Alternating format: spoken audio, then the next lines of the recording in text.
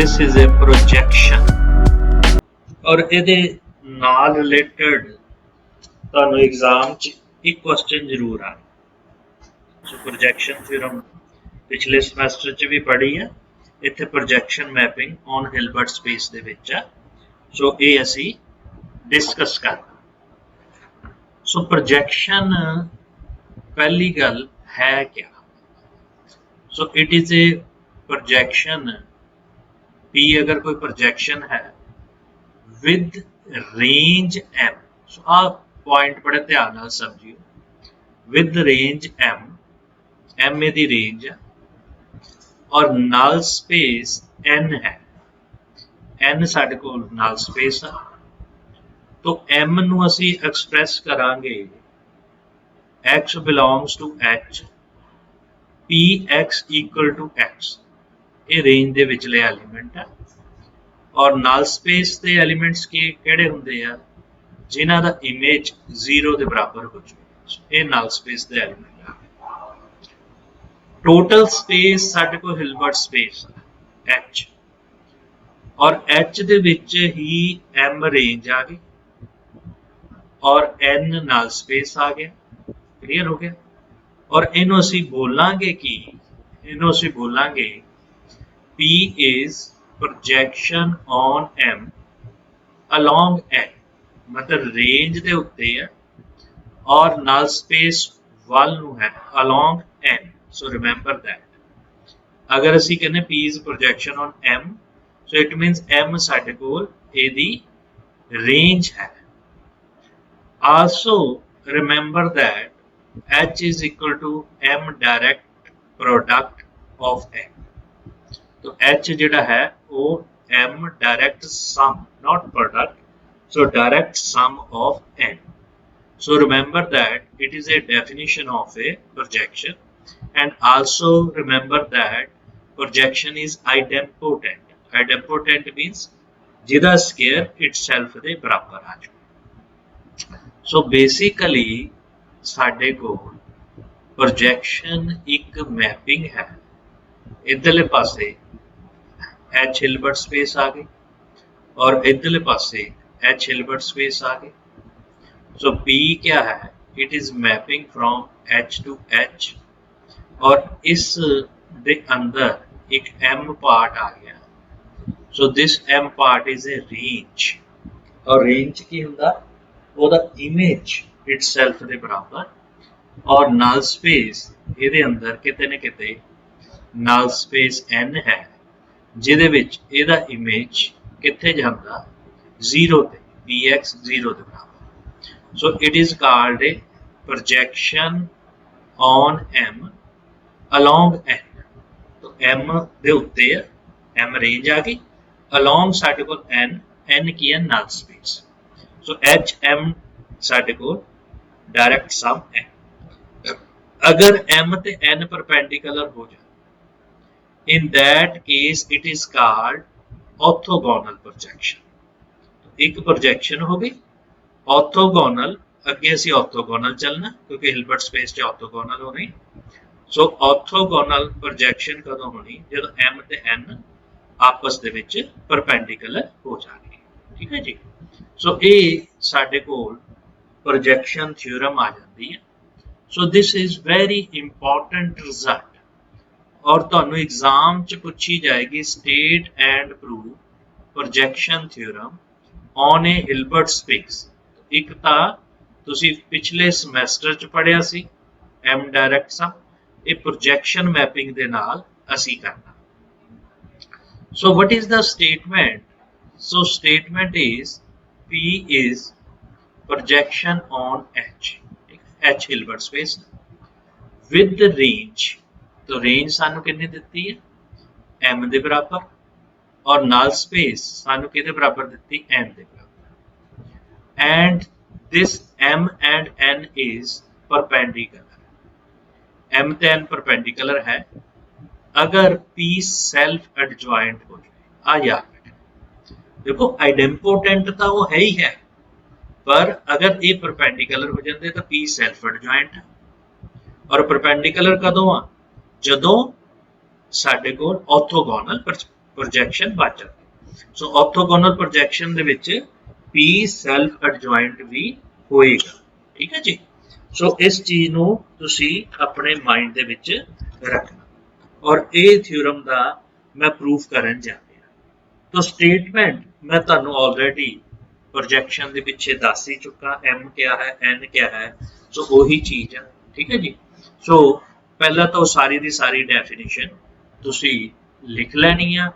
ਉਸ ਲਿਖਣ ਤੋਂ ਬਾਅਦ ਮੈਂ ਪ੍ਰੂਫ ਕਰਨਾ ਸ਼ੁਰੂ ਕਰ ਦਿੱਤਾ। What is h? h is direct sum of m and n। m ਬਾਰੇ ਵੀ ਪਤਾ n ਬਾਰੇ ਵੀ ਪਤਾ।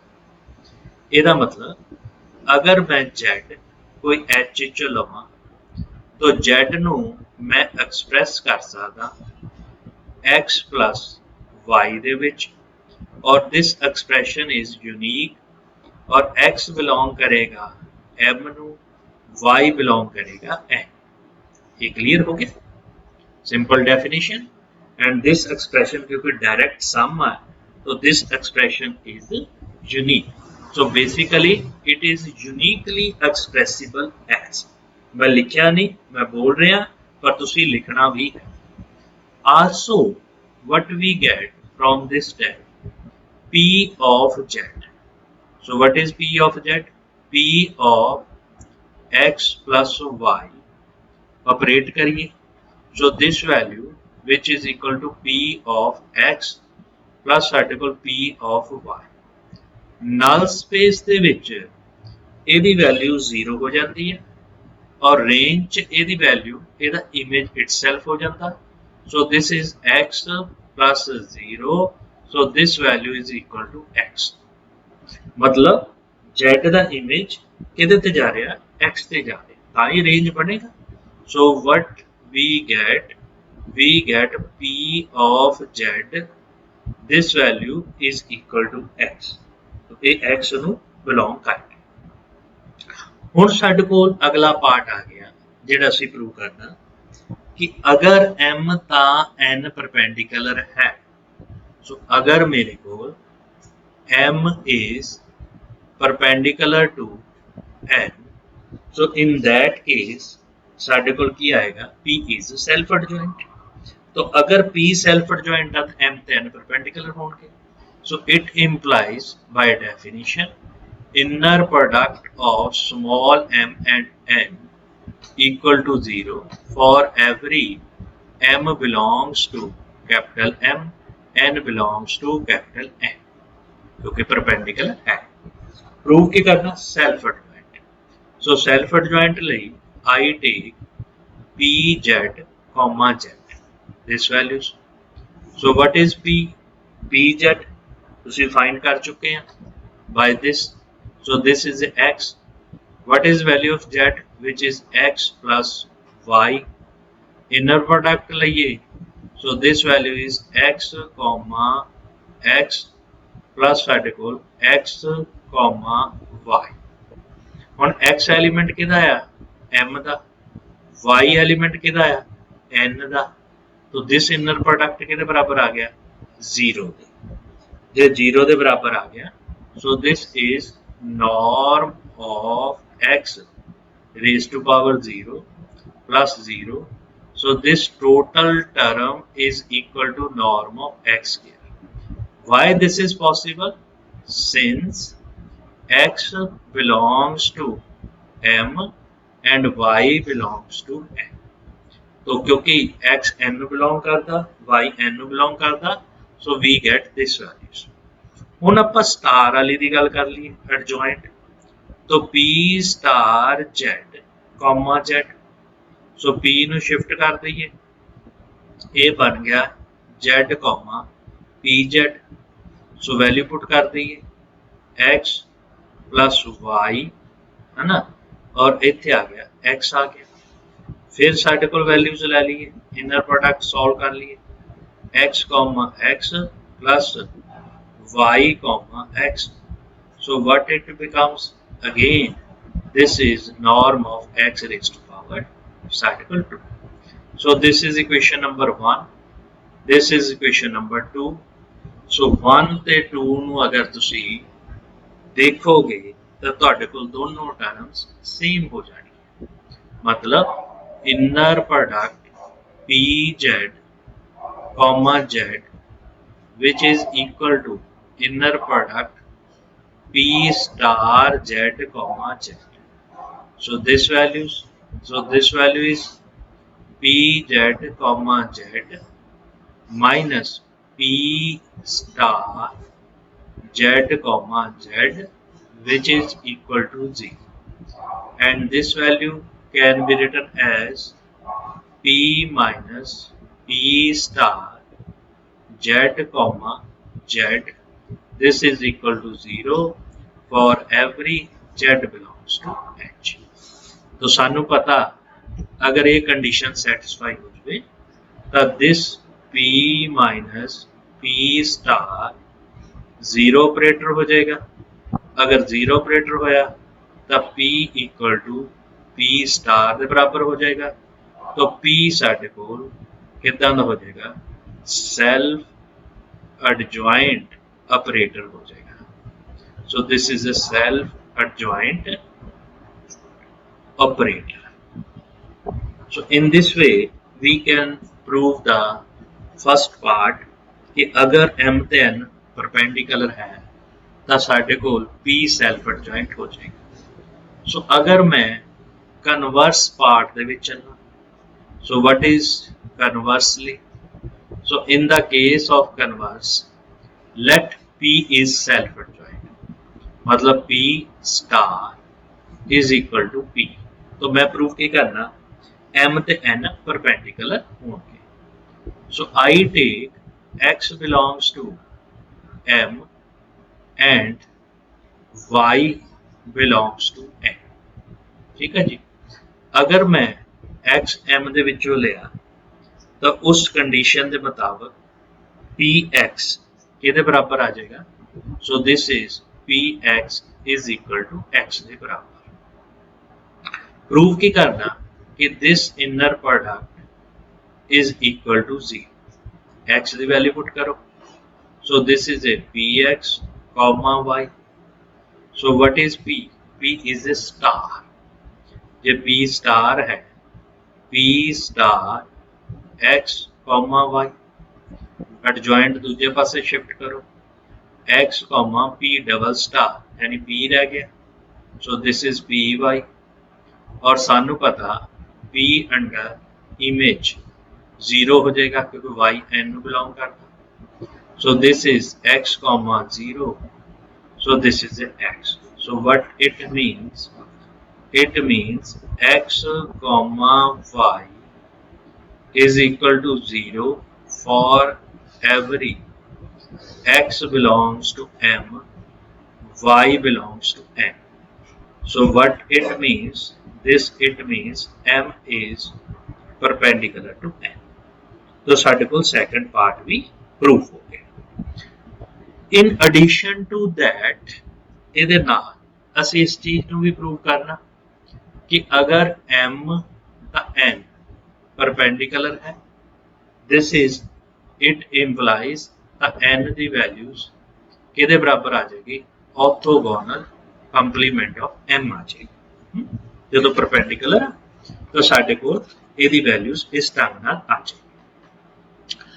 तो ਉਹਦੇ ਲਈ ਆਪਾਂ ਕਿੱਦਾਂ prove ਕਰਾਂਗੇ?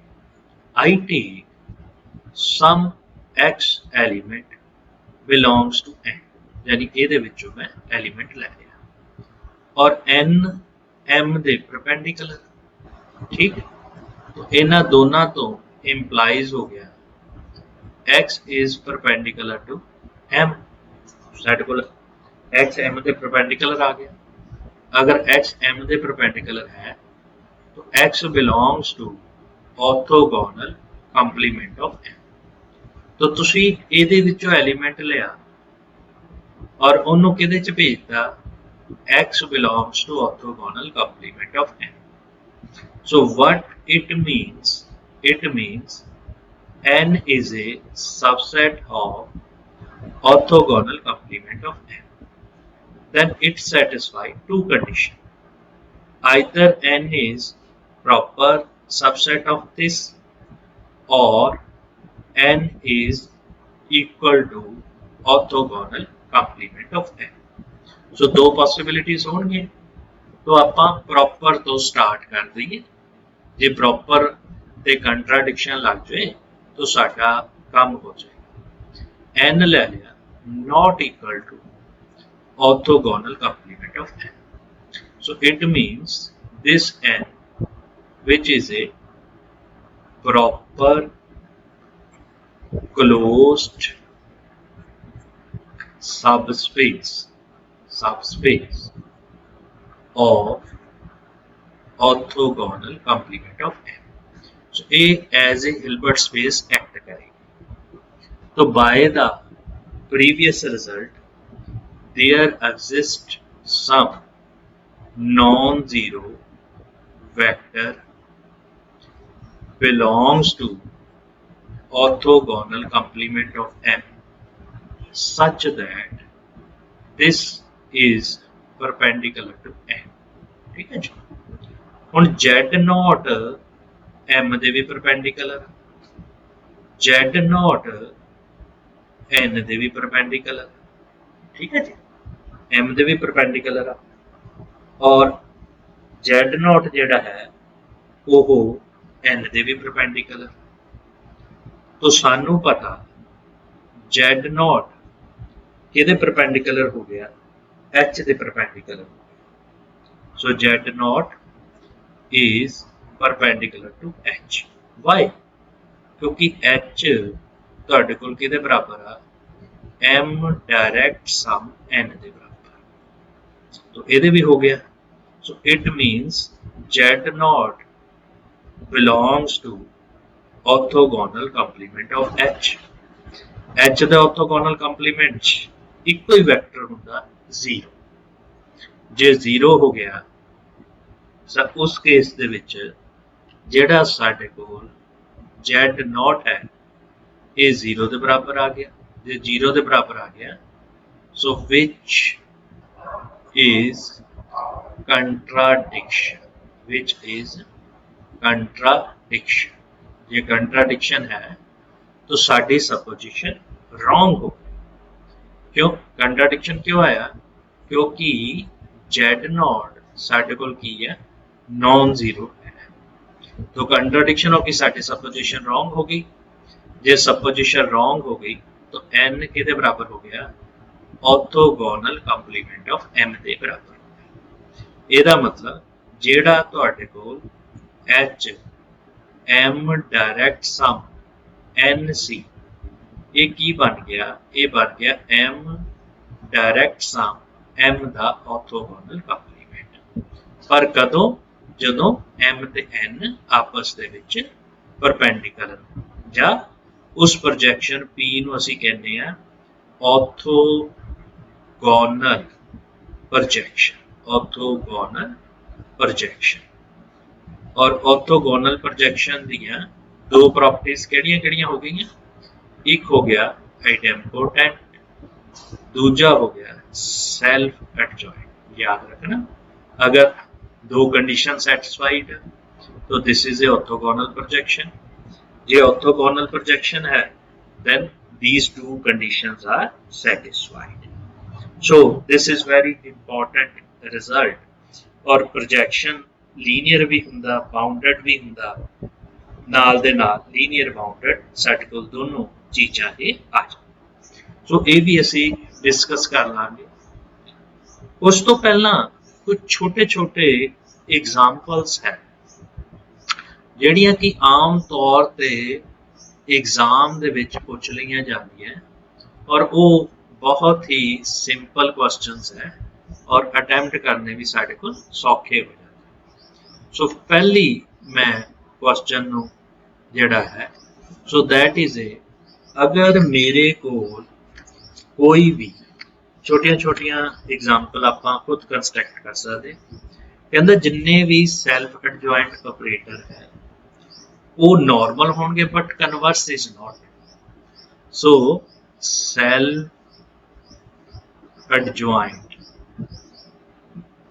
Operator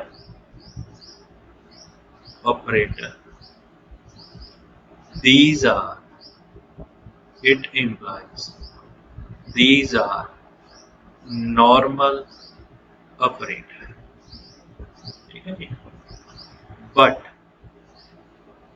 converse is not। ਆ ਜਿਹੜਾ ਕਨਵਰਸ ਹੋਣਾ ਨਾ, ਇਹ एग्जाम्पल ਤੁਹਾਡੇ ਲਈ इंपॉर्टेंट है। सो ਇਹਨੂੰ ਕਿੱਦਾਂ ਕਰਨਾ, ਪਹਿਲਾਂ ਸੈਲਫ ਐਡਜੁਆਇੰਟ ਆਪਰੇਟਰ ਲੈ ਲਈਏ ਹਿਲਬਰਟ ਸਪੇਸ ਤੇ। ਸੋ light T is self adjoint operator, ਤੁਸੀਂ ਪੂਰਾ ਲਿਖਣਾ on a Hilbert space H operator on a Hilbert space H, ठीक है जी। ਇਹਦਾ ਮਤਲਬ T star T ਦੇ ਬਰਾਬਰ ਆ ਗਿਆ। ਨॉर्मल ਪ੍ਰੂਵ ਕਰਨਾ, नॉर्मल ਦੀ ਡੈਫੀਨੇਸ਼ਨ T star T ਇਹ होगी T into T, T square, फिर ला लो टी इंटू टी स्टार, ये ला लो, ये भी टी इंटू टी आ गया, ये भी T square.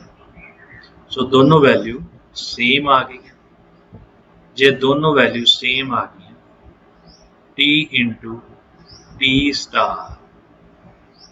Star into T, this values are equal। तो साढ़े को नॉर्मल ऑपरेटर प्रूफ हो गया, यानी जिन्ने भी सैल्फ एडजॉइंट ऑपरेटर है वो साढ़े को नॉर्मल ऑपरेटर हो गए।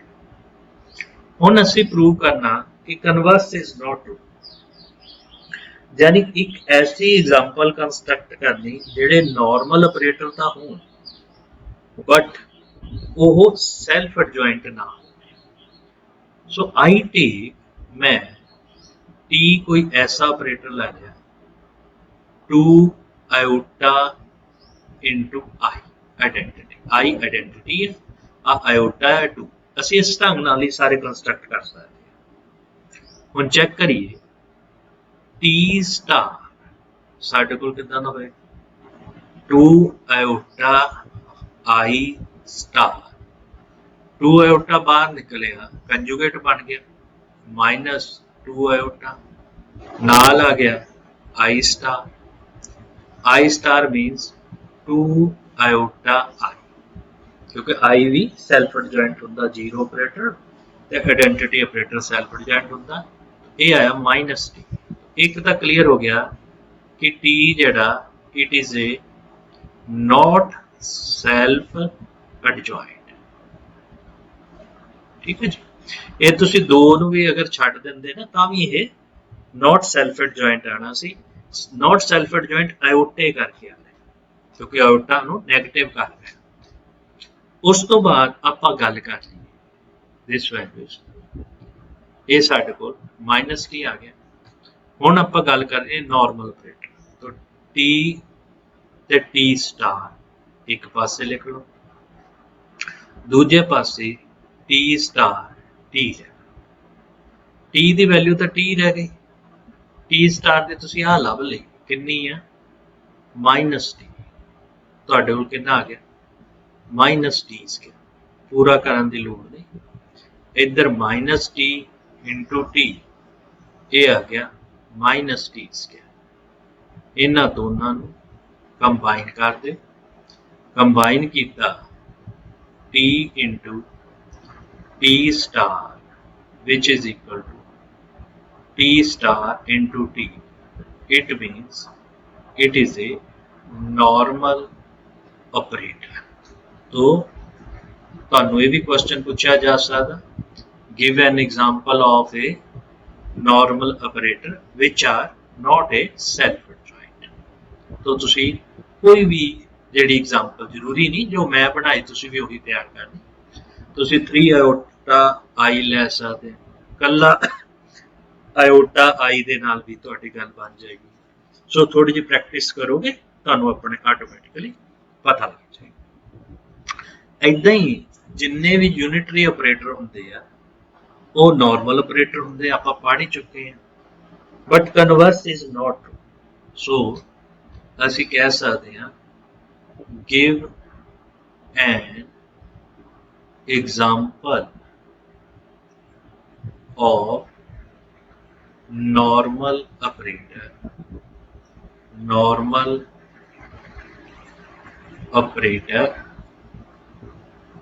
which is not unitary,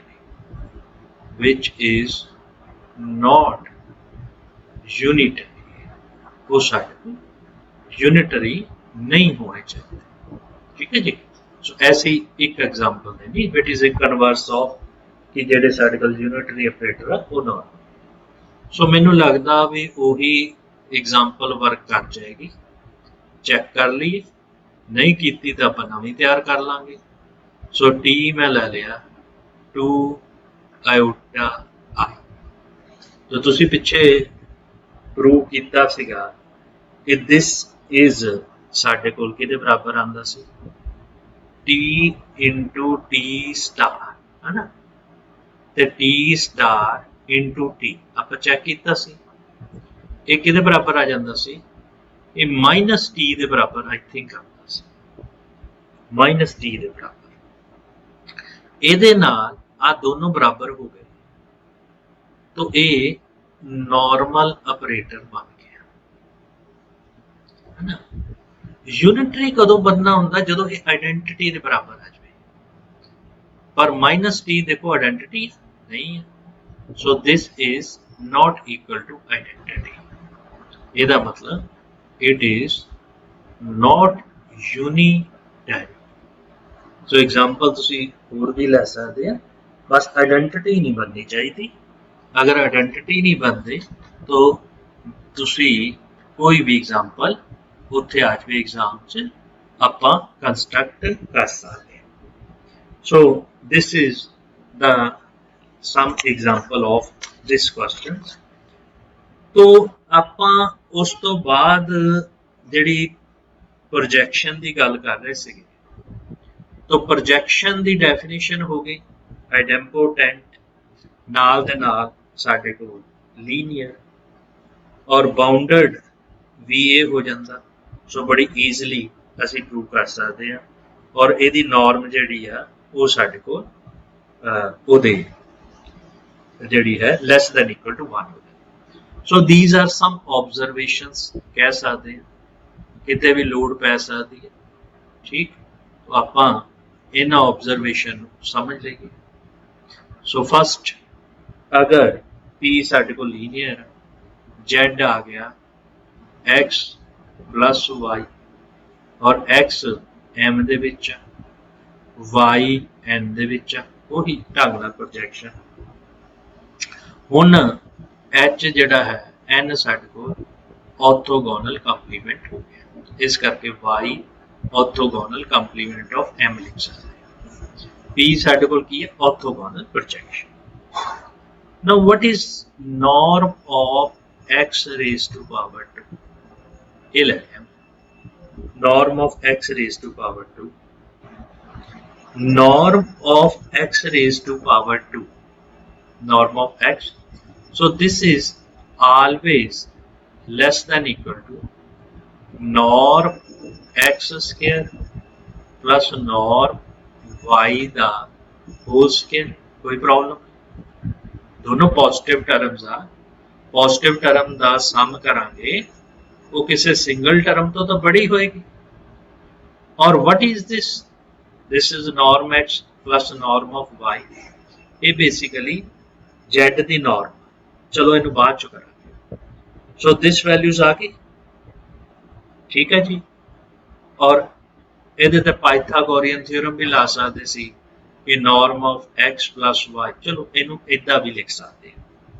जो लिख लिया साडे कोल दिस वैल्यूज और उहदे मुताबक साडे कोल this is equal to x की वैल्यूज कितनी होंदी है, एक्स की वैल्यूज साडे कोल आ गई X is equal to P of X, P of Z है ना, फाइंड किया सी। और y जो p इमेज लेने वो 0 के बराबर आ जाता है। ठीक है जी।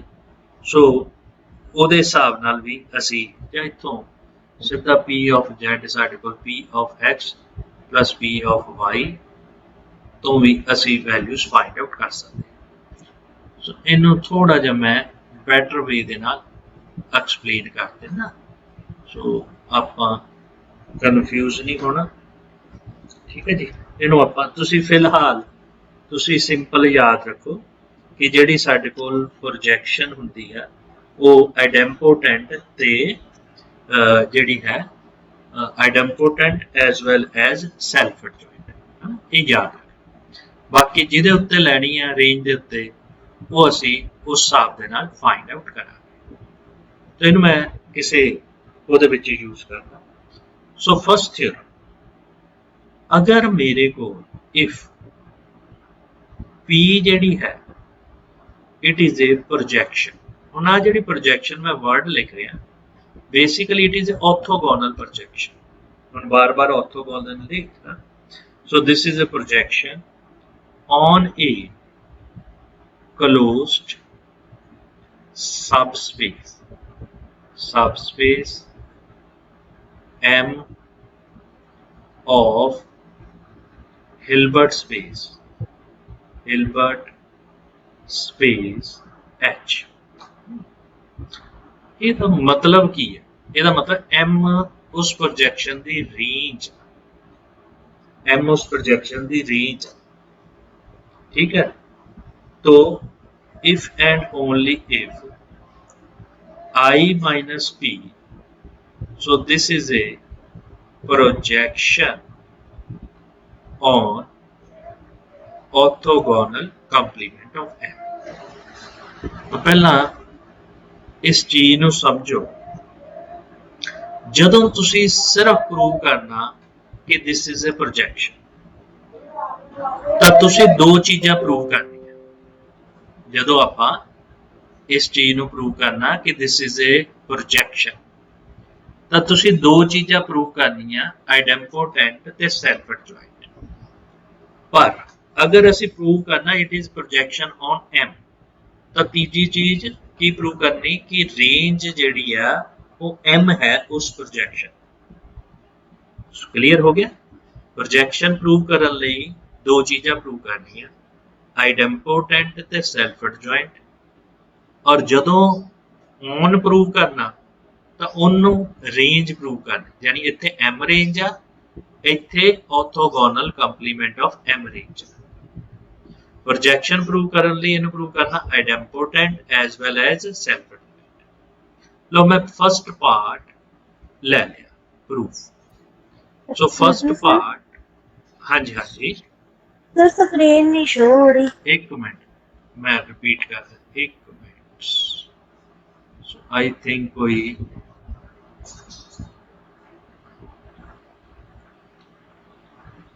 हुन हो रही जी? हाँ जी सर हुन हो रही। मैं रिपीट कर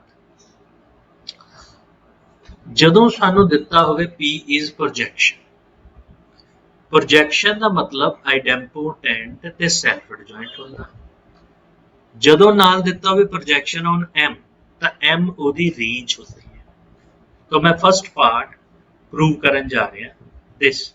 ਹੁਣ ਮੈਨੂੰ ਇਸ ਵਕਤ ਕੀ ਦਿੱਤਾ? ਪ੍ਰੋਜੈਕਸ਼ਨ, ਇਹ ਗਿਵਨ ਆ, ਔਰ ਦੂਜੇ ਨੂੰ ਪ੍ਰੂਵ ਕਰਨਾ। ਪ੍ਰੋਜੈਕਸ਼ਨ ਦਾ ਮਤਲਬ ਕੀ ਆਇਆ? ਇੱਕ ਤਾਂ P ਹੋ ਗਿਆ ਆਈਡੈਂਪੋਟੈਂਟ, ਦੂਜਾ P ਹੋ ਗਿਆ ਸੈਲਫ ਐਡਜੁਆਇੰਟ। ਇਹਨਾਂ ਨੂੰ ਇਕੱਠੇ ਲਿਖਣਾ ਹੋਵੇ ਤਾਂ ਤੁਹਾਡੇ ਕੋਲ ਆਹ ਕੰਡੀਸ਼ਨ ਬਣ ਗਈ, ਇਕੱਠੇ ਲਿਖਣਾ। ਇਹ ਆ ਗਿਆ ਪ੍ਰੋਜੈਕਸ਼ਨ ਦਾ ਮਤਲਬ। ਨਾਲ ਉਹਨੇ ਦਿੱਤਾ M ਰੇਂਜ, M ਦੇ ਉੱਤੇ ਆ, ਤਾਂ M ਤੁਹਾਡੇ ਕੋਲ ਕੀ ਆ ਗਿਆ? Range of P। ਇਹ ਯਾਦ ਰੱਖਣਾ, ਇਹ given. So this is a given part. Prove ਕੀ ਕਰਨਾ? I minus P projection। तो पहला तो सीधा I minus P ਨੂੰ ਆਈਡੈਂਪੋਟੈਂਟ ਪ੍ਰੂਵ ਕਰੋ, ਸੈਲਫ ਐਡਜੁਆਇੰਟ ਪ੍ਰੂਵ ਕਰੋ। ਆਈਡੈਂਪੋਟੈਂਟ ਲਈਏ I minus P ਸਕੁਅਰ, ਇਹਦਾ ਸਕੁਅਰ ਨਹੀਂ ਕਰ ਦੇਣਾ, ਇਹਨੂੰ ਇਦਾਂ ਮਲਟੀਪਲੀਕੇਸ਼ਨ ਕਰਨੀ ਹੈ। और जदों इदा मल्टीप्लिकेशन की फिर डिस्ट्रीब्यूटिव प्रॉपर्टी लाई so this will be I minus P plus P square फिर आ गया I minus 2p plus P square so P square की वैल्यू पुट कर दो कितनी होंगी p so I minus 2p plus p so की आ गया आई माइनस p दिस तो आइडेम्पोटेंट प्रूव हो गया आई माइनस पी का स्केयर कि बराबर आ गया इटसेल्फ के बराबर आ गया so it मीनस it is A idempotent. अगला पार्ट असी की प्रूव करना सैल्फ एडजॉइंट कितना करीदा आई माइनस पी का स्टार लिया ये बन गया आई स्टार माइनस पी स्टार आई स्टार की हुंदा आई दे बराबर पी स्टार गिवन दिता पी दे बराबर तो सैल्फ एडजॉइंट भी हो गया सो ਇਹਦਾ मतलब आई माइनस पी ਤੁਹਾਡੇ ਕੋਲ प्रोजेक्शन ਤਾਂ ਹੋ ਗਈ है ना सो दिस इज ए प्रोजेक्शन नाल ਅਸੀਂ ਕੀ ਪ੍ਰੂਵ ਕਰਨਾ कि प्रोजेक्शन किदे ते आ ऑर्थोगोनल कंप्लीमेंट ऑफ एन अगर ਇਹਦੇ ਉੱਤੇ प्रोजेक्शन प्रूव करनी ਤਾਂ ਉਹਦੇ ਲਈ ਮੈਨੂੰ ਕੀ ਪ੍ਰੂਵ ਕਰਨਾ ਪੈਣਾ ਮੈਨੂੰ ਪ੍ਰੂਵ ਕਰਨਾ ਪੈਣਾ m orthogonal complement basically range of I minus p है this is the range of I minus p ठीक है जी सो ये मैं प्रूव करना और range of I minus P का नाम है n रख लिया मान लो सो मैनू नहीं पता ਇਹਦਾ ਆਪਾਂ कोई भी नाम रख सकते हैं ठीक है सो मैं क्योंकि किताब च भी n लिखा है सो ਇਹਦਾ नाम है n रख मन लो लेट दोनों ਨੂੰ बराबर प्रूव करना ਇਹਨੂੰ ਤੇ ਇਹਨੂੰ और दोनों बराबर कदों होंगे जो एक दूजे का सबसैट हो जाए एक्स मैं एन दे विचों लिया एन की है it is A range of I minus P याद रखिए और आई माइनस पी नूं तुसीं की प्रूव करता प्रोजेक्शन जे प्रोजेक्शन आ तो ਇਹਦਾ इमेज किहदे बराबर हो जाएगा इटसेल्फ दे बराबर I minus P of x दे बराबर आ गया so what it means I X minus P X equal to x what it means P X is equal to 0 clear तो ਇਹਦਾ मतलब x किहदे च चल गया p दी नाल स्पेस च याद रखना x जिहड़ा है वो किनू बिलोंग कर गया नल स्पेस ऑफ P और P दी नल स्पेस कौन आ M दा ऑर्थोगोनल कंप्लीमेंट M दा ऑर्थोगोनल कंप्लीमेंट है तो ये उन्होंने बिलोंग करेगा सेम प्रोसेस नू तुसी रिवर्स कर जो रिवर्स करोगे तो तुहाडे कोल की आ गया n is equal to m orthogonal complement of n. So it means I minus p. So this is a projection on orthogonal complement of n. ये तोड़ा फर्स्ट पार्ट आ गया कन्वर्स पार्ट भी ये तो ही असी प्रूव करना मान लो conversely so what is conversely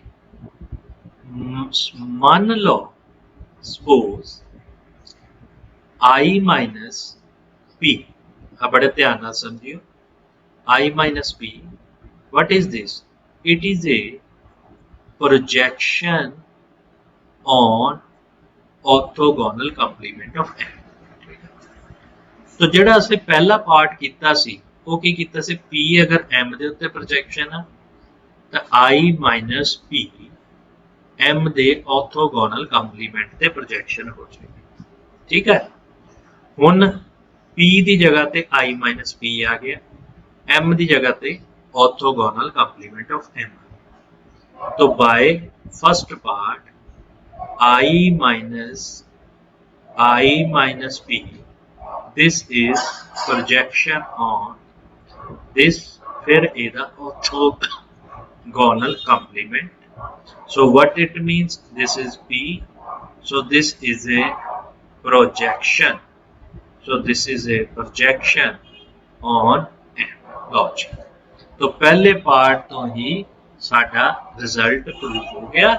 और इनू याद रखना कि अगर P प्रोजेक्शन M दे उत्ते है ते I माइनस P जिहड़ी है वो प्रोजेक्शन किहदे ते होएगी, ਉਹਦੇ ऑर्थोगोनल कंप्लीमेंट ऑफ M दे उत्ते होएगी।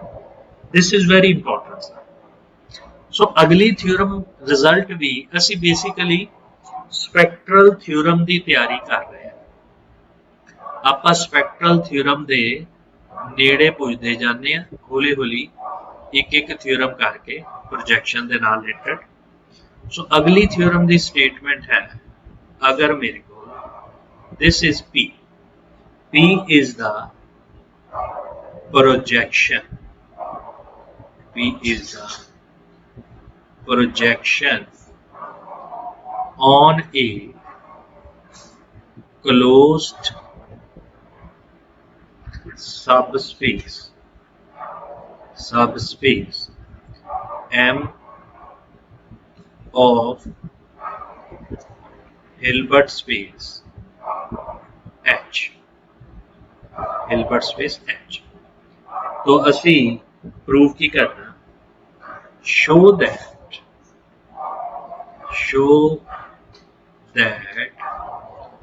X belongs to M, जद कि सानू पता ही है if and only if Px belongs X, जद कि पता ही है, पर इनू आपां प्रूव कितना, सानू पता ना रेंज च बिलोंग करता Px X दे, इदा ही कन्वर्स पार्ट भी हो जाएगा। सो इनू असीं प्रूव कितना, प्रूफ तुहानू P प्रोजेक्शन दिता, ਉਹਦੇ ਨਾਲ आइडेम्पोटेंट हो गया, सैल्फ एडजॉइंट हो गया, एंड M रेंज हो गई P, रेंज ऑफ P। ठीक है जी। सो सिंपल डेफिनेशन जिहड़ी है ये याद रखें। दो पार्ट, एक आ गिवन ਇਹਦੇ ਵਿੱਚ ਭੇਜਣਾ, एक आ गिवन ਇਹਦੇ ਵਿੱਚ ਭੇਜਣਾ। सो फर्स्ट पार्ट ਲੈਣੇ, very simple, Px is equal to X, ਇਹਦਾ मतलब X हो गया Px ਦੇ बराबर और X H ਦਾ एलिमेंट है, ਇਹਦਾ मतलब Px ਉਹਦਾ इमेज ही हो गया ना X ਦਾ, इमेज ਕਿਹਦੇ ਚ ਜਾਂਦਾ ਹੁੰਦਾ, रेंज ਦੇ ਵਿੱਚ। तो फर्स्ट पार्ट बड़ी आसानी नाल तुसी प्रूव कर दिया। Second part, let X belongs to M। So first part असी डायरेक्टली प्रूव कर दिया। सैकंड पार्ट च X M नू बिलोंग कर गया और असी प्रूव करना Px ते X सेम। मान लो Px नू मैं y पुट कर दिया, x जेड़ा h दा एलिमेंट, हुण मैं प्रूव करना x ते y इक्वल, जान के दा नाम मैं थोड़ा जा डिफरेंट लिया, Px नू साडे कोल इस form they which y they form च ले लिया। सो बहुत ध्यान देना, लेफ्ट हैंड साइड यानी प्री मल्टीप्लिकेशन ऑफ P का, so this is Px which is equal to Py। Pre multiplication में पहला, पोस्ट मीन बाद विच, ये बन गया P square X equal to Py, क्योंकि आइडेम्पोटेंट आ px इक्वल टू py क्योंकि लीनियर आ तो साडे कोल आ गया px minus y equal to 0। ਇਹਦਾ मतलब कि जे इमेज 0 के बराबर आ गया तो x माइनस वाई बिलोंग कर जाएगा नल स्पेस ऑफ पी। ये याद रखियो केड़ी प्रोजेक्शन दी नल स्पेस में बिलोंग करे और ये किदे बराबर है orthogonal complement of M. It belongs to this values x minus Y ਤੁਹਾਡੇ ਕੋਲ ऑर्थोगोनल कंप्लीमेंट ऑफ m ਨੂੰ बिलोंग करती। तो असी बेसिकली प्रूव की करना x ਤੇ y दोनों बराबर आही चीज प्रूव करना। x माइनस वाई साडे कोल ऑर्थोगोनल कंप्लीमेंट ऑफ m ਨੂੰ चला गया।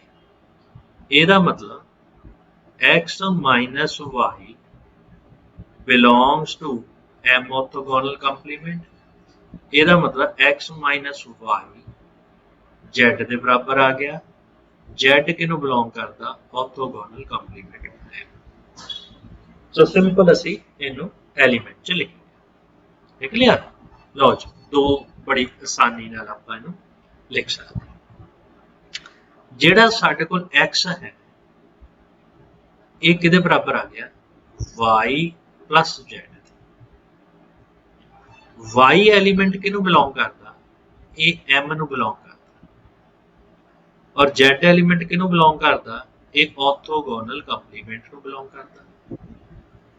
और सानू पता h जेड़ा है it is a m direct sum of its orthogonal complement.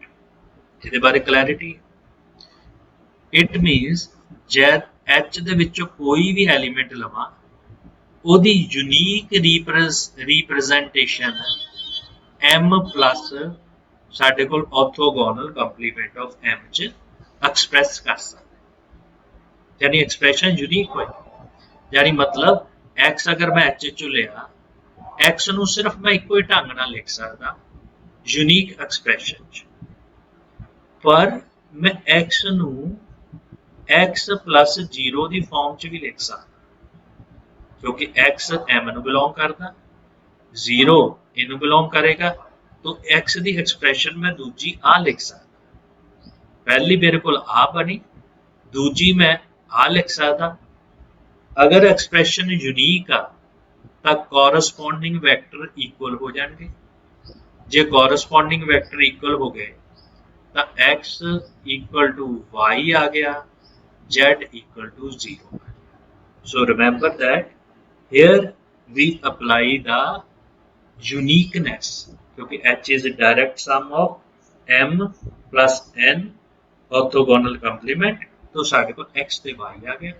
y the value put कर दियो वो कितना हुंदा x is equal to px आ गया। So which prove our result। सो थोड़ा जा किताब दे विच लेंथी लिखिया होया बट तुसी इस प्रूफ नू करना ये थोड़ा जा उहदे तो शॉर्टकट है। इस तो बाद साडे कोल अगली थ्योरम वो भी एग्जाम च बहुत बारी पूछी जा चुकी प्रोजेक्शन नाल रिलेटेड है। So what is the statement उस ढंग नाल इफ p साडे कोल है so this is a projection। so this is a projection ਇਹਦੇ ਉੱਤੇ on a closed ਜਿੱਦਾਂ ਆਪਾਂ ਅੱਗੇ ਡੈਫੀਨੇਸ਼ਨ ਲਿਖੀ ਦੀ closed linear subspace m of Hilbert space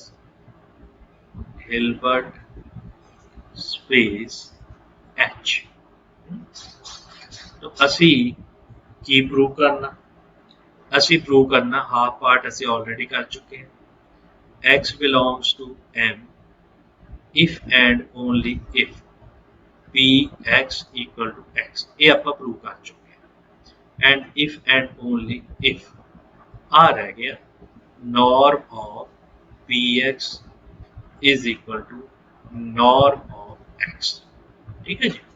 ਸੋ ਆ ਪਾਰਟ ਪਿਛਲੀ ਥਿਓਰਮ ਨਾਲ ਪ੍ਰੂਵ ਹੋ ਗਿਆ। तो साढ़े को अगला पार्ट यानी कि असी इस पोर्शन ਨੂੰ बेसिकली प्रूव करना कि अगर ਤਾਂ px x ਦੇ बराबर आ ਤਾਂ आ कंडीशन सैटिस्फाई होएगी। तो अगर साढ़े को नॉर्म सेम आ ਤਾਂ एलिमेंट सेम हो जाएगी। सो पहला पार्ट ਤਾਂ बिल्कुल साफ ही हो गया, true. So this is proof. So what is the proof?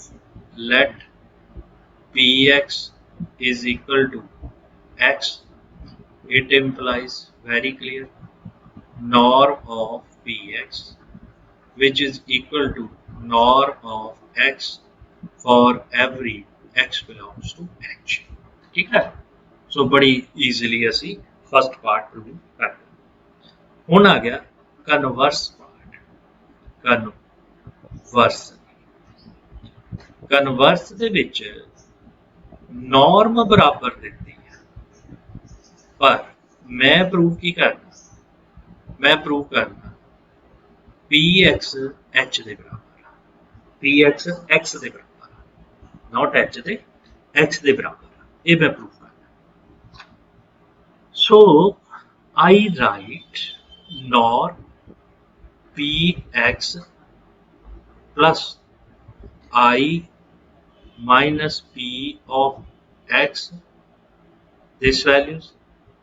जे तुहानू याद होवे इनू मैं लिख सकदा px है ना, I minus px कैंसल, ये नॉर्म ऑफ x के बराबर आ गया, राइट। अगर ये बराबर आ गया, ਇਹਦਾ स्केयर ਇਹਦੇ स्केयर के बराबर आ गया। ਹੁਣ अगली गल दे px अपनी रेंज नू बिलोंग करेगा, यानी p की रेंज नू, it belongs to range of p कौन आ m, और i माइनस p अपनी रेंज नू बिलोंग करेगा, ਇਹਦੀ रेंज कौन आ ऑर्थोगोनल कंप्लीमेंट। ਇਹਦਾ मतलब फर्स्ट वैक्टर m ਨੂੰ बिलोंग करता, सैकेंड वैक्टर ऑर्थोगोनल कंप्लीमेंट ਨੂੰ बिलोंग करता। ਤੇ ਜੇ ਤੁਹਾਨੂੰ ਪਾइथागोरियन थ्योरम याद है ਤਾਂ ਕੀ ਹੁੰਦਾ ਆ, नॉर्म ऑफ पहले वैक्टर ਦਾ स्केयर प्लस नॉर्म ऑफ दूजे वैक्टर ਦਾ स्केयर अगर परपेंडिकुलर हो। तो ਇਹਦੇ ਤੋਂ आ गया px perpendicular to I minus p of x, ये आ गया परपेंडिकुलर। जे परपेंडिकुलर आ गया सो पाइथागोरियन थ्योरम लावांगे, नॉर्म x दा whole square which is equal to norm of px दा होल स्क्वायर प्लस साडे को norm of I minus p of x दा होल स्क्वायर, ठीक है। So just we apply the Pythagorean theorem. हुण तुहानू गिवन की दिता, नॉर्म ऑफ px ते नॉर्म ऑफ x ये सेम, ये सानू गिवन दिता। तो ਇਹਦਾ मतलब चाहे तो इनू px लिख लो चाहे इनू px लिख लो, ये दोनों आपस दे विच कैंसल हो जाएंगे क्योंकि दोनों बराबर आ। जे बराबर है तो दोनों आपस च कट हो जाएंगे। ਇਹਦਾ मतलब norm of I minus p of x दा होल स्क्वायर जीरो के बराबर आ गया। जे जीरो के बराबर आ गया तो यदी नॉर्म भी जीरो हो गई, नॉर्म भी जीरो हो गई। So this vector is equal to 0 for every x belongs to h, ਇਹਦਾ मतलब px ਇਹਦੇ ਬਰਾਬਰ ਆ ਗਿਆ, x ਦੇ ਬਰਾਬਰ ਆ ਗਿਆ for every x belongs to h, ਔਰ ਇਹਦਾ मतलब ਇਹੀ ਤਾਂ ਪ੍ਰੂਵ ਕਰਨਾ ਸੀ, ਇਸ ਤੋਂ ਅੱਗੇ ਜਾਣ ਦੀ ਤਾਂ ਲੋੜ ਹੀ ਨਹੀਂ ਕਿ ਨੋਰਮ ਅਗਰ ਬਰਾਬਰ ਆ, so this is equal to px equal to x. So all the three statements are satisfied. X belongs to M if and only if px equal to x, second statement, and third statement which is equal to norm of px is equal to norm of x. ठीक है जी। अगली theorem ਜਿਹੜੀ ਹੈ ਉਹ ਵੀ ਬਹੁਤ important ਹੈ। all the theorems are related and very important, ਔਰ ਇਹ ਪੇਪਰ ਦੇ ਵਿੱਚ 100% ਆਣੀ, so be careful about that. So this theorem, same statement, अगर मेरे को P है, so this is a projection, so this is a projection on a Hilbert space, Hilbert space H. ਹੁਣ ਦੇਖੋ ਇੱਥੇ ਤੁਹਾਨੂੰ ਰੇਂਜ ਨਹੀਂ ਦਿੱਤੀ, ਰੇਂਜ ਬਾਰੇ ਨਹੀਂ ਕੋਈ ਗੱਲ ਕੀਤੀ, ਸਿੰਪਲ ਪ੍ਰੋਜੈਕਸ਼ਨ ਦੇ ਬਾਰੇ ਗੱਲ ਕੀਤੀ ਹੈ। ਤਾਂ ਦੋ ਪ੍ਰੋਪਰਟੀਜ਼ ਟਰੂ ਹੋ ਗਈਆਂ, ਕਿਹੜੀ ਕਿਹੜੀ? ਇੱਕ ਪ੍ਰੋਪਰਟੀ ਹੋ ਗਈ ਆਈਡੈਂਪੋਟੈਂਟ, ਦੂਜੀ ਹੋ ਗਈ ਸੈਲਫ ਐਡਜੁਆਇੰਟ। ਸੋ ਅਸੀਂ ਕੀ ਪ੍ਰੂਵ ਕਰਨਾ? ਚਾਰ ਪ੍ਰੋਪਰਟੀਜ਼ ਪ੍ਰੂਵ ਕਰਨੀਆਂ। ਮੈਂ ਫਿਰ ਬਾਰ-ਬਾਰ ਕਹਿ ਰਿਹਾ, ਇਹ ਤੁਹਾਨੂੰ एग्जाम ਦੇ ਵਿੱਚ ਆਣਾ ਹੈ। फर्स्ट P है पॉजिटिव ऑपरेटर, ये बेसिकली प्रॉपर्टीज है ਜਿਹੜੀ ਮੈਂ ਉੱਥੇ ऑब्जर्वेशन ਕਰਨ ਜਾ ਰਿਹਾ ਸੀ ਨਾ, ਇਹ बेसिकली ਉਹੀ observation. Positive operator, positive operator means this P is greater than equal to 0। दूजी प्रॉपर्टी, पहला हो गया पॉजिटिव, दूजा 0 less than equal to P less than equal to 1, और थर्ड हो गया norm of Px less than equal to norm of x, और चौथी property norm of P less than equal to 1। बड़िया इंपॉर्टेंट प्रॉपर्टीज है, याद भी रखना, और ये पेपर दे विच वैसे भी आना, यूज भी होना और पेपर दे विच आना भी है। ठीक है जी। So this is for x belongs to h proof. So proof करन जावे। फर्स्ट पॉजिटिव ऑपरेटर, पहला तो तुहाडे कोल गिवन की, गिवन बारे क्लैरिटी हो गई, क्योंकि सिंपल P प्रोजैक्शन, प्रोजैक्शन दी दो प्रॉपर्टीज होंदियां, P स्क्वायर, P आइडेंपोटेंट नाल दे नाल सेल्फ एडजॉइंट। आ तुहाडे कोल बहुत ज़्यादा गिवन नहीं है, सो साडे कोल आ चीज़ given. First positive operator, positive operator क्या हुंदा? अगर तुसी ये शो कर दो inner product Px comma x is greater than equal to 0, तो तुसी प्रूव कर दोगे कि it is a positive operator. पहला मैं आइडेंपोटेंट का कंसैप्ट यूज किया, तो P की जगह पे P square x comma x आ गया, फिर इतने दो P है, एक इधर शिफ्ट करता, इधर है गया Px, इधर है गया P स्टार x। हुण P स्टार की वैल्यू पुट कर दो, ये आ गया Px कॉमा Px, और ये आ गया नॉर्म ऑफ पी एक्स का होल स्केयर और ए हो गया पॉजिटिव। तो what we get P X comma x greater than equal to 0 for every x belongs to h. So what it means? It means p is greater than equal to 0. So what it means? It means p is positive operator. तो याद रखना अगर by chance जिदा objective question भी आ जाए ना, तो objective question ਦੇ ਵਿੱਚ ਵੀ ਤੁਹਾਡੇ ਕੋਲ p ਦੀਆਂ ਆਪਸ਼ਨਸ ਦਿੱਤੀਆਂ ਹੋਣ तो p कौन आ पॉजिटिव ऑपरेटर। पहली प्रॉपर्टी प्रूव करती। दूजा ਅਸੀਂ प्रूव की करना कि ਜਿਹੜਾ ਸਾਡੇ ਕੋਲ p है दिस p ਇਹਦੀ वैल्यूज ਅਸੀਂ p प्रोजेक्शन कोई भी प्रोजेक्शन होवे वो हमेशा 0 तो बड़ी होती है। याद रिमेंबर दिस, अगले दे विच यही चीज मैं यूज करूंगा। ਤੁਹਾਨੂੰ पता p प्रोजेक्शन है, पता ना, ਇਹਦਾ मतलब p greater than equal to 0 हो गया। ਤੁਹਾਨੂੰ पता जब p प्रोजेक्शन है i माइनस p भी प्रोजेक्शन होएगा, तो इत्थे i minus p greater than equal to 0 हो गया। सो इन्हां दोनों नूं तो इंप्लाइज होएगा 0 less than p less than equal to i।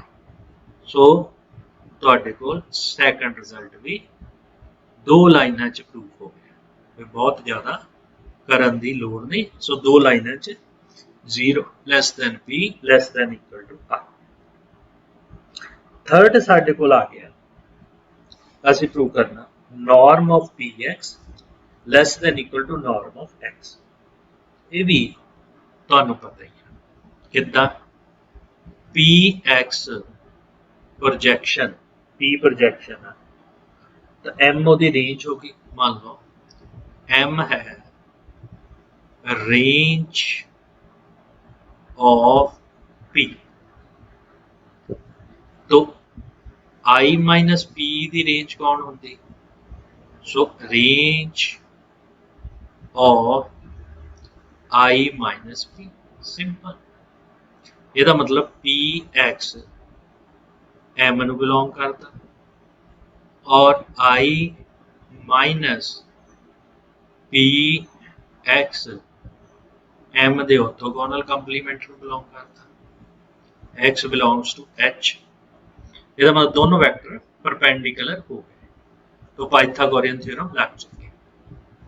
So this is norm x raised to power 2, so which is equal to norm of px I minus px the whole square।